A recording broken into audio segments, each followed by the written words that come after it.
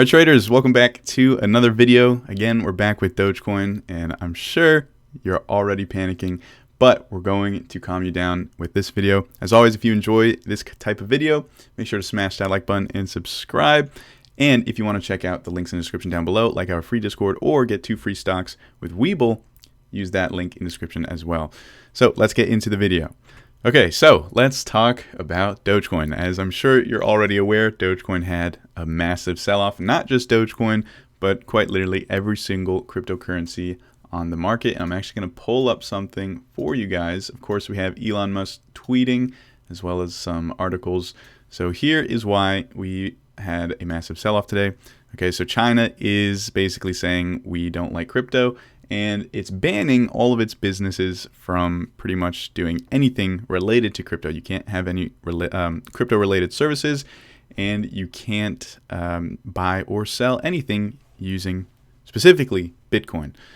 So there's that, right? So Bitcoin is probably the main crypto that everybody knows about. So obviously, if Bitcoin is getting cracked down on by these major countries, then the entire crypto market's going to sell off because everybody is going to be panicking, thinking that, who knows what the next cryptocurrency is going to be, right? So we saw Bitcoin tank, I think, like 30%.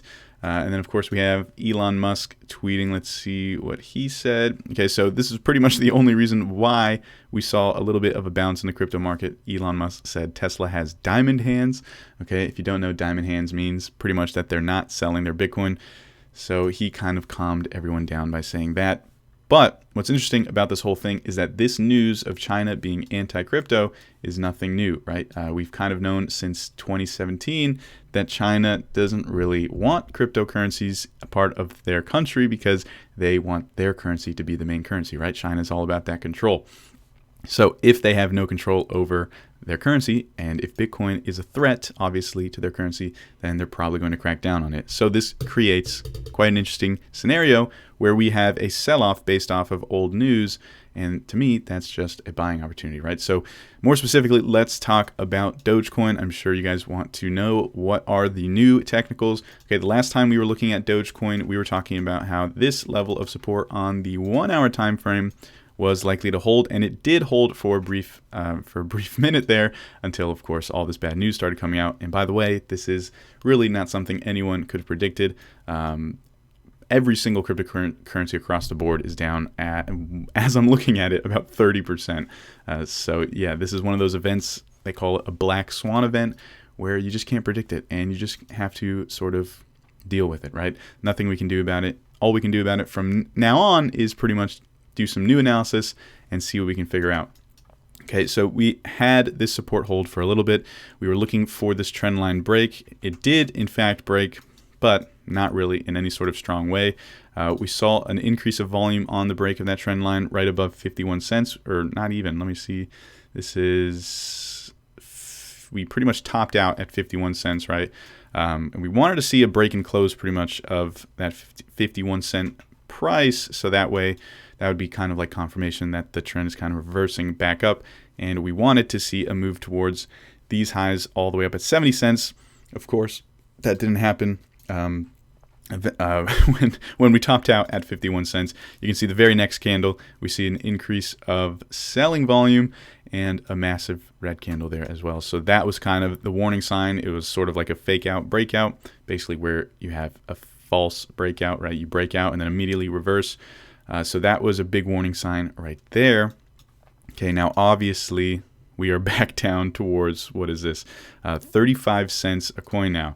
But there is still a lot of hope, right? Because if we look at Dogecoin on something like the 4-hour time frame, you'll notice that our historical bounce zone, the zone that we've been pretty much relying on this entire time, did it get past, did Dogecoin get past the zone? Yes. But did it ever close below the zone? No, which is a great sign. And you can see that the candle that actually ended up busting through that zone, which is a massive, massive candle. I'm actually going to measure out from high to low. That was a 50% candle. So Dogecoin dropped 50% in just that one candle. You can see that that candle never closed below the historical bounce zone, which the price of that is 28 cents. Okay, we didn't really want to see it close below 28 cents. If it did that, that would pretty much be the nail in the coffin for Dogecoin.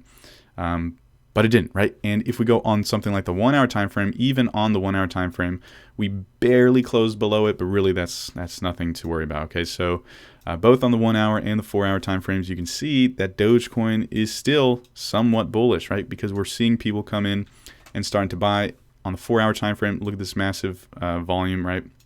That is a huge whale, right? A buyer, or just, multiple people buying. But I think there is some rumors about even Elon Musk himself starting to buy both Bitcoin and Dogecoin. I have no idea if that's true or not. That's just something I heard.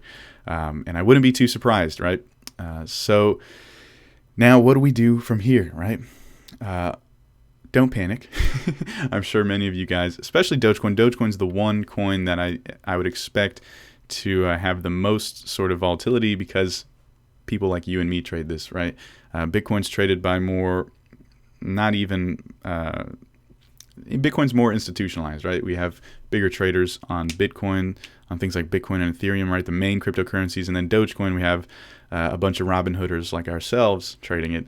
And we're very emotional people, right? So Dogecoin, you can really, it's a double-edged sword, right? Because you can predict it pretty easily because you know exactly who's trading it and you know how they're thinking. And that's what we've been doing for the most part. We've been right on Dogecoin almost every single time. But it's also bad because obviously when something like this happens, the most emotional traders are involved in Dogecoin. And so you'll see Dogecoin have the most volatility. And that's exactly what we saw, right? We saw Dogecoin plummet 50% in a single candle. So that's the pros and cons of that. But from here on out, what do we expect? Okay, so let's kind of recap what we just talked about. So China is against crypto. That's old news. So really, does that even matter? Not really, especially for something like Dogecoin. That news was about Bitcoin. It really does not affect Dogecoin all that much. So Dogecoin, really the only thing that matters for Dogecoin is the hype. Okay, so as long as there's still hype for Dogecoin, and as long as Elon Musk is still backing Dogecoin, who knows if he's really actually serious about it, right? It's kind of just a joke at this point.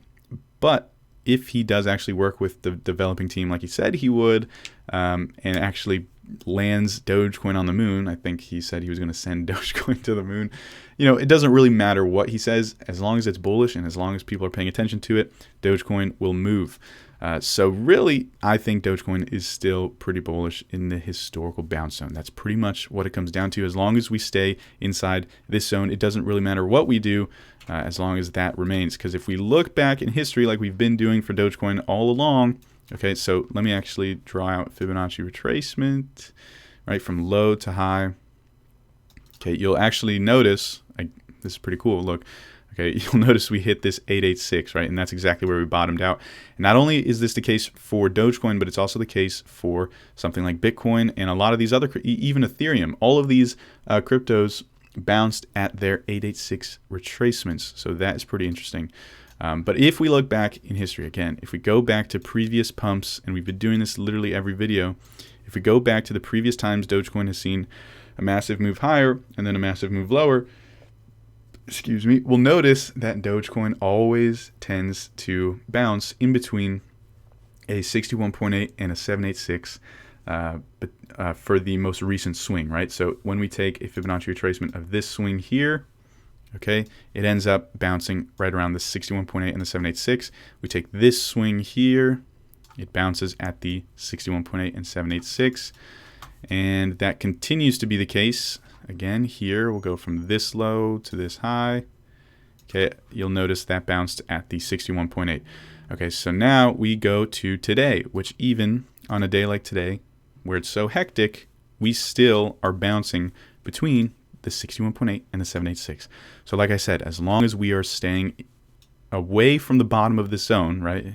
If we close below that zone, then that means that something's wrong, right? But as long as we can stay above this zone, then we are still bullish on Dogecoin. And for targets, we do the same thing as always. We just have to adjust, right? We always do the ABCD pattern. So we have A, B, and then we copy and paste this forward. Okay, project that forward. And that is going to give us a new target of about 87 cents. Okay, and you might be calling me crazy for saying that because obviously today was not a great day for Dogecoin, still down 24% as I'm making this.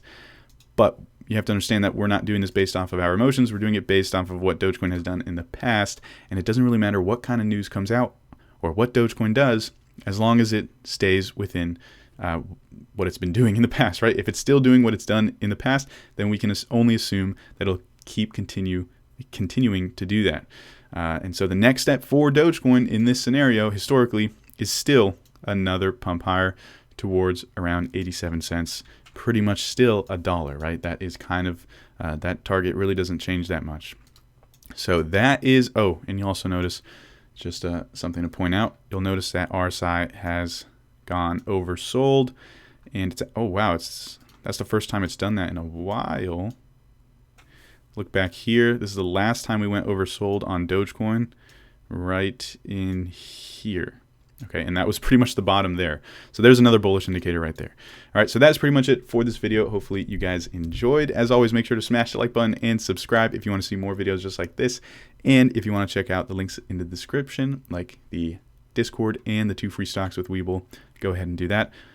Hope you guys enjoyed. I'll see you in the next video. Peace.